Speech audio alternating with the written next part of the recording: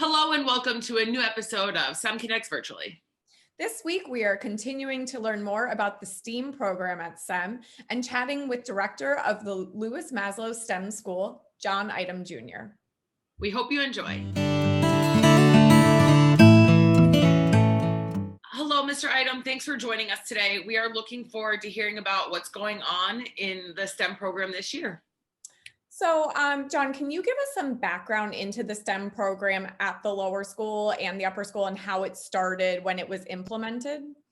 Sure. Well, thank you for having me. I'm very excited to be a part of this program. I've enjoyed watching the SEM Connects ever since you started them last year. Thank you. Thanks. So our Lewis Maslow STEM School was established in 2012. Although the STEM-based lessons were incorporated into our science classes here at the lower school as early as the 1990s.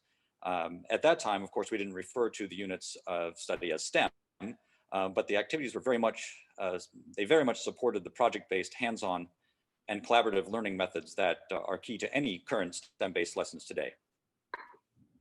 Great. And then can you talk about some of the STEM projects that you did last year, either at the upper school or the lower school? Sure.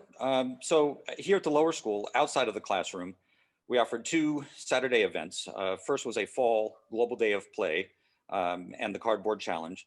And in this event, students came together to create all sorts of things using recycled materials. And the idea of that event was to provide students an opportunity to come together, work hands-on, but off of devices without any sort of electronics, just with their hands and some recycled materials.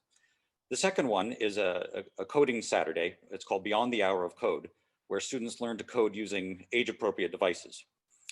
Both of these programs were open to students from kindergarten through 8th grade. That's awesome. So yeah, it's fantastic. Unfortunately, we had a whole series of fantastic events scheduled for the spring, but of course, COVID sort of changed that landscape on us. We had one of our STEAM Saturdays scheduled at the upper school, where we were going to do some metal smithing. Oh, wow. Oh, cool. But we hope to bring that back again as soon as we're able to do that. Yeah, I hope so. So speaking of COVID, this year is obviously going to look a little different. So what are your plans on how kids can still get involved and still work on some projects? Sure. So I'm actually working right now on one of my 5th grade units that I do here at the lower school. It's called the Nature's Fury. It's a natural disasters themed unit. In this unit, we study geology, the water cycle, and weather, and how the processes involved in each of those cycles work together to create or cause natural disasters. In years past, the students would be working elbow to elbow and shoulder to shoulder on different projects, including a robotics challenge. In the robotics challenge, each of the stations that is at a large table represent different facets of a natural disaster.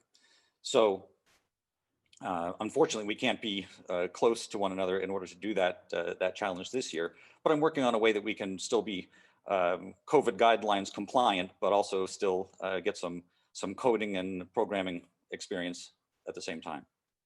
Neat. It's Really definitely far more advanced than we had. Yes.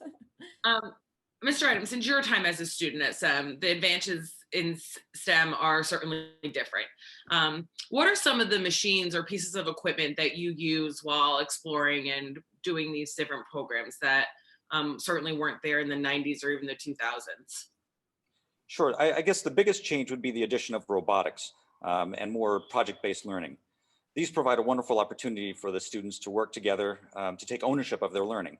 As a teacher, after introducing the lesson and providing the base or background knowledge, lay some ground rules and set the expectations, and then it's fun just to get out of the way and let the students take over the ownership of their own learning. That's really cool. That is neat. So there is going to be a STEM panel at the end of the month on Thursday, October 29th. Can you just share with us what the panel will cover, if you know who the panelists are, and how people could watch or attend that event? Sure. So we're very excited for this panel. This event is going to provide the official launch for our 2 concentration programs, one in climate science and sustainability, and another concentration program in STEM/STEAM, I'll call it. We're including the arts in STEM. And would you like me to speak about the concentration programs? Absolutely. So these are really fantastic. It's an opportunity for students that beginning in their freshman year, they can apply for the program, and then work in their sophomore and junior year, building a portfolio, which will then lead to a capstone project to be presented, to be completed and presented in their senior year. This work then includes a transcript designation that will recognize their work. And the panelists that we have coming to speak on the 29th, it's Chib Anunaka, I believe I've pronounced his last name correctly, class of 2011, Mira Patel, class of 2015, and Jim Rogers, class of 1977.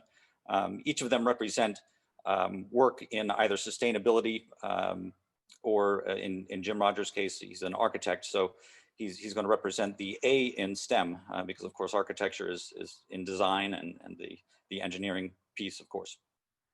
Great. And that will be through Zoom, correct? Yes, we'll do that through Zoom. We are going to be sending out an electronic flyer in the coming days, and that will include a link to the Zoom meeting. Fantastic. That's great. It's great to see that the annual panel is still going to happen, just in a different form this year. Yes. Yes, we're very excited. Yeah. Well, thank you so much for joining us today. It was really exciting to hear more about the STEAM program and how the lower school is really on top of coding and robotics, and the future of these kids is really bright with this program at the school. Yes. Thank you so much for joining us. Thank you for having me.